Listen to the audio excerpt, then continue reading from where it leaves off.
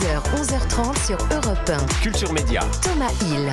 Et on démarre cette émission avec le journal des médias de Julien Pichenet. Et d'abord les audiences. Hier soir sur France 2, il y avait donc du rugby. Ça a dû faire un énorme tampon, ça. Exactement, 7 240 000. Je vais pas prendre l'accent du Sud pour le faire. Excusez-moi. Pas de problème. 7 240 000 supporters ont suivi la victoire de la France face à l'Irlande. C'est énorme. Le tournoi de destination qui s'ouvrait hier, ça fait 40% du public. Résultat, toutes les autres chaînes ont fait des petits scores, voire même des scores rikiki. TF1, écoutez, était deuxième, loin derrière, avec une rediff de la série Master Crime avec Muriel Robin. 1 970 000 téléspectateurs. France 3 clôt le podium avec la rediff du téléfilm. Il n'y a que des rediffs en face. Les secrets du château avec Annie Dupéret, 1 780 000. Et Cauchemar en cuisine sur M6 en face. Et tombé Karine Le Marchand à 820 000 téléspectateurs. Oui, mais on s'en fout quand c'est comme ça, on sait que c'est foutu. Oui, on est content de pas être en face, quoi. Voilà, faut bien mettre quelque chose et voilà. C'est ça.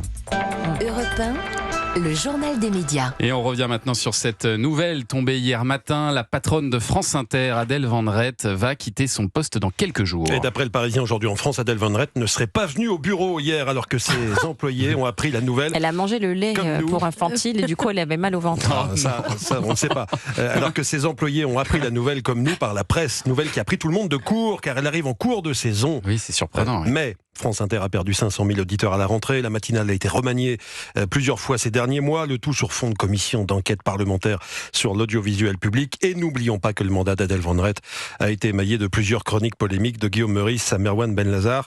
Adèle Van Rett aurait demandé à rester jusqu'à la fin de la saison, mais elle a finalement accepté d'anticiper son départ pour que celle qui va lui succéder, en l'occurrence la journaliste Céline Pigalle, qui jusqu'ici était à la tête du réseau des locales de Radio France, puisse préparer la rentrée prochaine et la saison 2026-2027 qui sera marquée évidemment par la présidentielle.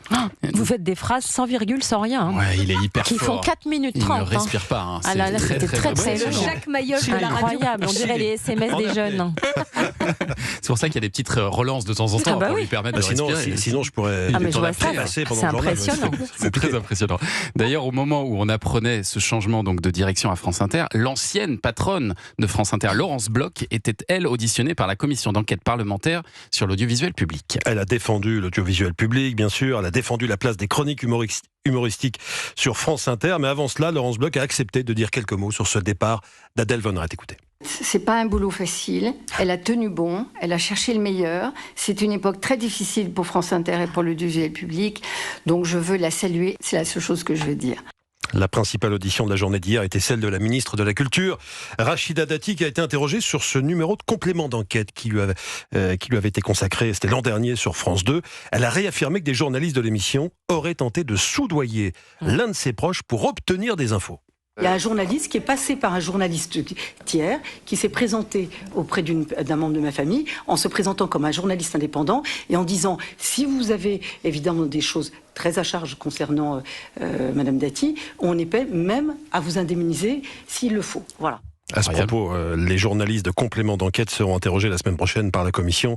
Il a également été question hier de l'affaire Patrick Cohen-Thomas Legrand et de cette vidéo dans laquelle on entend le journaliste du service public Thomas Legrand dire « On va s'occuper de Dati ». Voici ce que la principale intéressée en pense. Ces enregistrements à l'insu des gens, moi je l'ai vécu à mes dépens. C'est inacceptable. Ensuite, d'entendre un journaliste dire qu'il allait s'occuper de mon cas pour m'empêcher d'accéder à la mairie de Paris, voilà. Je soumets cela à chacun d'entre vous. Vous êtes tous des élus. Si on avait dit cela de vous, quel que soit le journaliste, quel que soit le service, je pense que vous n'auriez pas apprécié. Le type de vocabulaire qui est employé, je trouve que c'est pas un vocabulaire approprié. Quand on dit on va s'occuper de quelqu'un, je sais à quoi ça renvoie. Et d'ailleurs, Élise Lucet, qui pilote l'émission Cache Investigation, qui a fait des enregistrements pirates, l'une de ses marques de fabrique, sera entendue mardi par la commission. Elle sera certainement également interrogée sur cette affaire.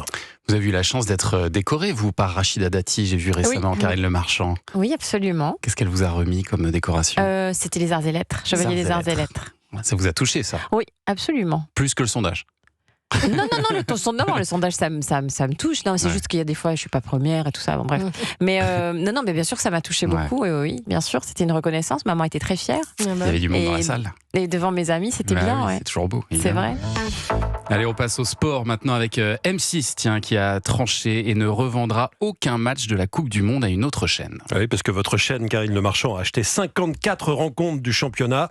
Eh bien, elle les diffusera toutes sans exception. Et Il y a quelques semaines, M6 laissait entrevoir la possibilité d'en revendre une partie. Pourquoi pas, non. Oui, parce que ça leur coûte TF1. très très cher quand même. Et le On diffuseur- s'en fout, on est blindés. Voilà, mais finalement, M6 a renoncé. Vous allez être encore peut-être plus blindé, pour reprendre votre expression après, parce que les spots de pub commencent à être commercialisés. Ah oui, ça va J'imagine exploser. qu'ils vont pas être gratuits. Pendant ce temps-là, TF1 doit être très déçu, parce que la première chaîne n'avait raté aucune Coupe du Monde depuis 1954. Wow. Ouais, ça va Non, faire vrai Je que ne bizarre. sais pas si c'est rentable. événement. Ceci dit, je rigole en disant les blindés, c'est pas vrai, mais Non, c'est pas rentable, c'est je jamais ne pense pas rentable. que ce soit Le rentable. J'en sport avais coûte parlé très un cher. jour avec ma direction. Ils m'ont dit c'est quand même de l'image, etc. C'est bien qu'on soit là parce qu'on se positionne aussi comme une chaîne premium. C'est symbolique. Ouais. Mais c'est pas rentable. Donc Et non. On va rester sur M6 qui s'apprête à lancer la 22e saison de Pékin Express. L'émission qui fête ses 20 ans cette année revient avec quelques nouveautés dans Pékin Express, Royaume des Dragons, c'est le titre de cette nouvelle saison. Les candidats seront privés d'un atout majeur. Stéphane Rothenberg, l'animateur historique du programme, nous en dit plus sur cette nouvelle règle. Connexion interdite. Lorsque les locaux sortent leur portable pour les aider, non. Lorsque les locaux appuient sur le GPS de la voiture, non. Il faut ressortir les cartes, il faut se débrouiller avec la langue des signes, la barrière de la langue devient à nouveau particulièrement opaque. Alors ça crée des candidats qui se perdent beaucoup, ça crée beaucoup de quiproquos. C'est presque un retour aux origines en fait. Lorsque Pékin a été créé en 2005, l'iPhone n'existait pas. Et donc c'est vrai qu'il n'y avait pas ces GPS, ces traducteurs automatiques, mais avec le temps, eh bien, les candidats et surtout les locaux s'en servaient pour aider les candidats. On se doutait que ça allait marcher, ça a marché au-delà de nos expériences. Ça va être intéressant. Ah ça. ouais, ça C'était va être- devenu trop facile en fait. Ah On va ouais. voir comment on Google se Trad débrouille. et tout. Exactement. t'imagines ouais. Oh là là. Stéphane vache. Rothenberg au micro Culture Média. Bon, M6 n'a pas encore annoncé la date de diffusion.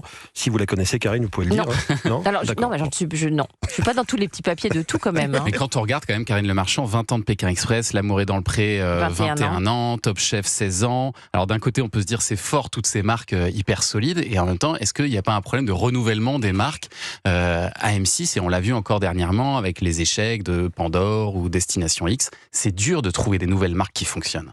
D'abord, renouvellement des nouvelles marques, quand elles marchent, il n'y a pas de raison de les changer. Sinon, je serais plus là d'ailleurs. mais voilà. Ensuite, je pense qu'M6 c'est vraiment une des chaînes qui tente le plus de choses. Donc oui, parfois ça marche pas, mais au moins on tente, on est hyper créatif, on ose mettre en prime time des nouveaux jeux, des nouveaux formats, alors que les autres, souvent, je regrette, en tout cas les grandes chaînes, à part pour la fiction, ils sont très forts, mais c'est toujours aussi les mêmes programmes depuis très longtemps. On ressort maintenant aussi des vieux formats, parce que longtemps, on est allé chercher à l'étranger des choses qui existaient, notamment chez John de Mol qui inventait beaucoup de choses, et on a laissé tomber cette fameuse cellule de développement interne qu'on avait dans les chaînes, moi quand j'ai démarré, et qui cherchait, etc. Et c'est à regret, et donc c'est vrai que c'est compliqué maintenant, parce qu'en interne, on n'a plus ça. En parlant de marques qui sont revenues, parlons maintenant de la Star Academy, puisqu'il y a la finale samedi soir sur TF1.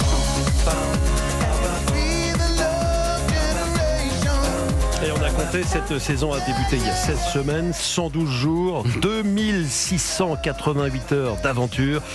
Demain, on saura qui de Ambre ou de Léa remportera cette 13e saison. Côté audience, le nombre de téléspectateurs a baissé ces derniers jours. Hier, 1 150 000 fans étaient devant la quotidienne, mais c'est vrai que les dernières quotidiennes sont plus difficiles parce qu'il y a moins de candidats, donc c'est moins intéressant.